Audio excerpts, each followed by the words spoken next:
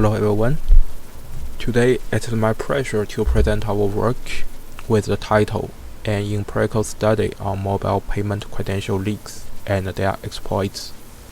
I'm Shangcheng and we are researchers from the Chinese University of Hong Kong. So first of all, I will give the background of mobile payment credential services as well as the related credentials. In mobile payment, there are three parties involved, namely the cashier, the merchant, and the user. The cashier and the merchant here stand for their backend servers, while the user is represented by the cashier app and the merchant app installed on his smartphone. The mobile payment service enables the user to pay the merchant app through his account in the cashier.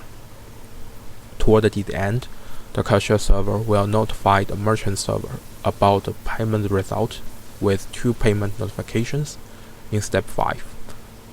The synchronous notification is sent to the mobile phone first, while the asynchronous notification in step 5b is sent to the merchant server directly, based on one parameter called BakeURL from the payment order in step 2. Other than payment, the cashiers also provide management services like step 8. For example, the merchant server may request the cashier server to refund the paid orders.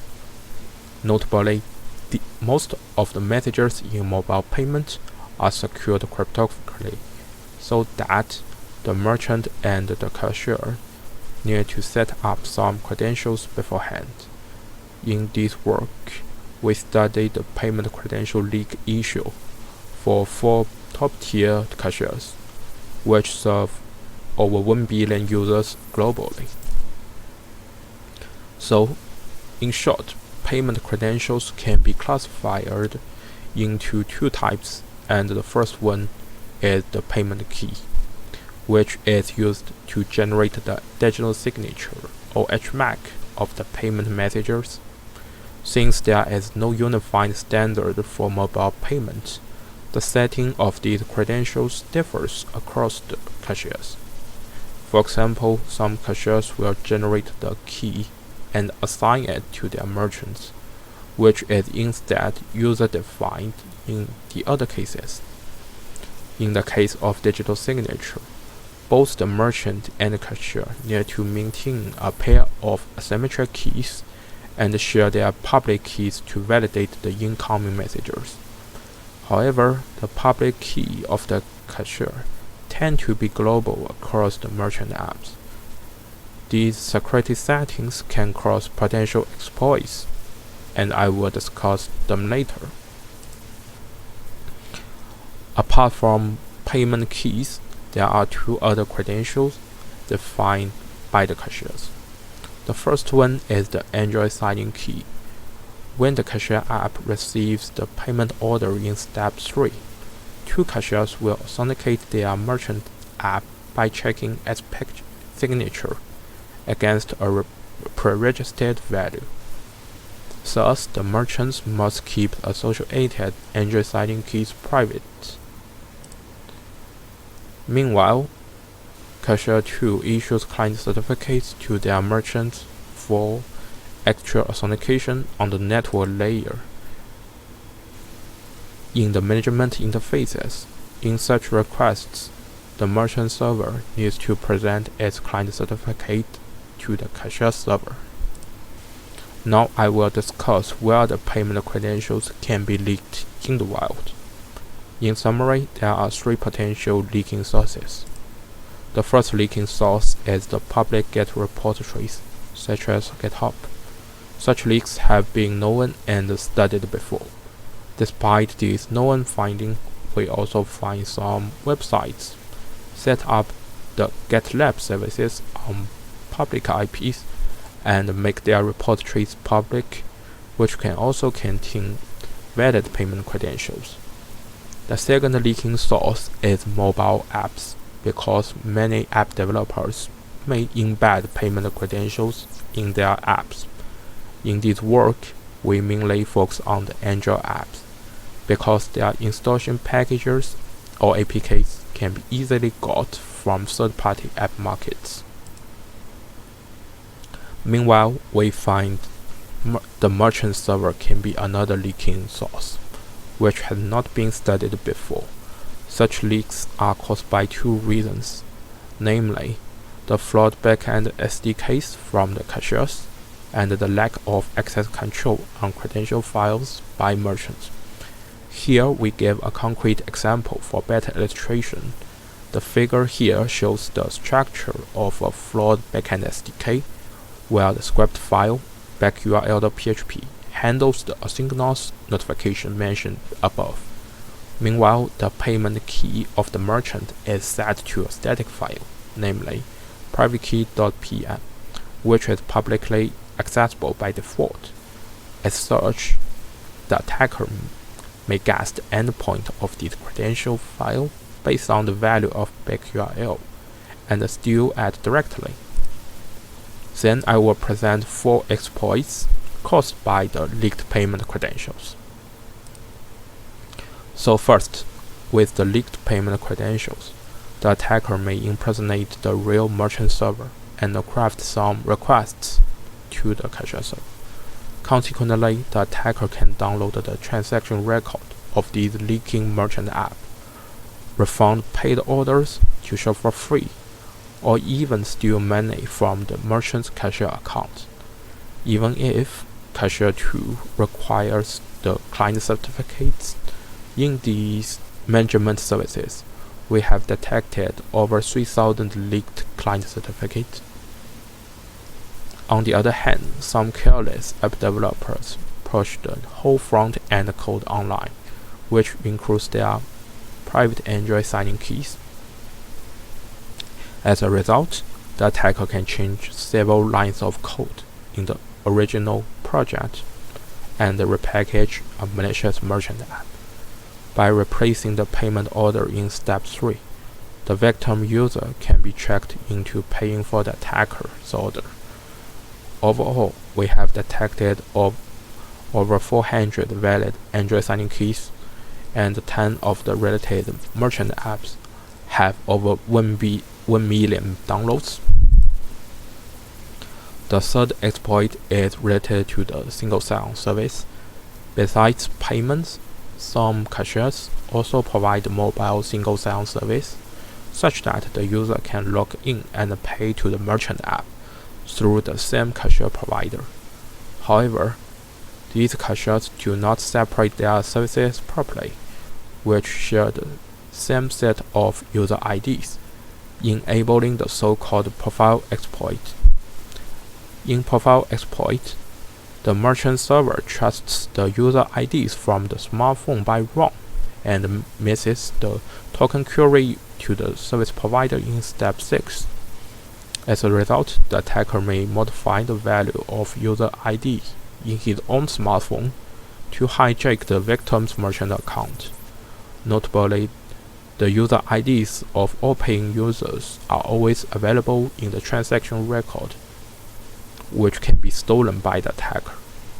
Meanwhile, we also find that some developers reuse the values of their payment keys to pid single sign credentials, which amplifies the impact of payment credential leaks to single sign-on. According to our test, 2% of the payment keys also work as the single sign-on credential. The fourth exploit is cross-app payment notification forgery, which enables the attacker to cheat other innocent merchant apps that do not leak their payment credentials.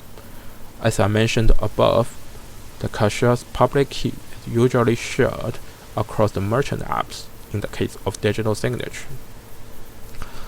Thus, the attacker may treat the cashier server as the signing oracle and craft some payment notifications that are cryptographically correct. Then, the attacker can send these fake notifications to the victim merchant. Once the merchant server overlooks the app identifier inside the payment notifications, it will be cheated and let the attacker shop for free. So, to enable the large-scale mining for leaked payment credentials, we develop an automated tool called PayKeyMiner. The figure above shows the system architecture of our tool, which consists of 3 modules. The crawler first identifies public GET repositories, as well as Android APKs that are likely to support mobile payment functions. Then the scanner recognizes all potential credentials from these inputs. Finally, the detector processes and validates these suspicious payment credentials, while the result will be output to the test report at the end. Due to the time limit, I will not give the implementation details here, but you may refer to our original paper. Next, I will present our empirical testing using the PayKeyMiner. So overall, we have detected around 20,000 unique payment credentials leaked from various sources. Notably, most payment credentials are detected from public GitHub and Android APKs, while most leaks happen in Cache 2. Now let's discuss the results from 3 leaking sources one by one here. For public GET repositories, 7.8% of the payment credentials only accessed in old GET commits, meaning that some developers have noticed the leak issue but fixed it wrongly by pushing new GET commits instead of updating their payment credentials. According to our measurement study, it takes around 51 days for these developers to make such a wrong fixing. Among the results, we also find that over 700 credentials belong to some iOS app-related projects. Another interesting finding is that most of the public GitLab repositories belong to some outsourcing companies. These outsourcing companies are only responsible for development, but not the maintenance of these softwares or merchant apps, so that they may not care much about the security issue. In the case of Android app, our tool have detected around 5,000 unique payment credentials, while 31.9% of them only appear in old app versions. Then comes the merchant server. To avoid downloading the exposed credential files in the merchant server directly, we use the HTTP head method to pop these suspicious URL endpoints, so that we will only get the metadata of these credential files without accessing their content, which has been enough for us to detect whether these credential files exist or not. In short, PayKeyMiner has tested around 800 merchant servers, and 7% of them expose their credential files to the public world. As the backend SDKs are the same for either Android or iOS apps, the iOS apps can make the same mistake, and we have manually found such cases in the collected GitHub repositories.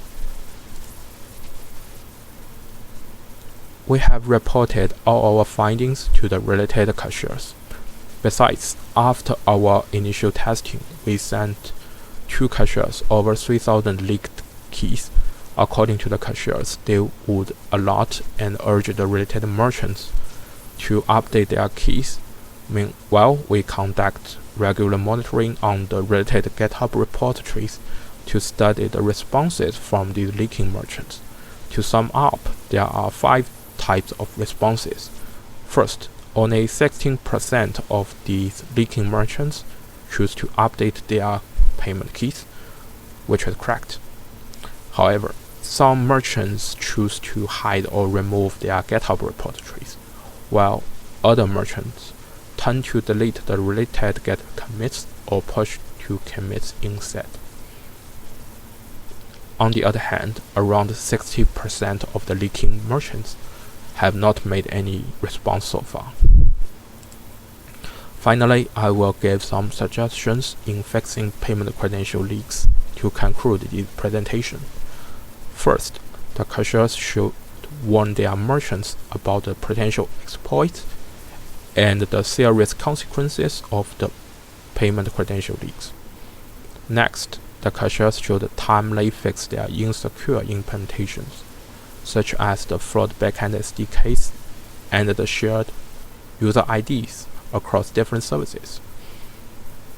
Also, the cashiers should conduct proactive scanning on the leaked credentials and revoke them in time. As for the merchants, they should periodically update their credential, which may be leaked in some unknown but public place and can be uncovered by the attacker. That's the end of my presentation. Thank you.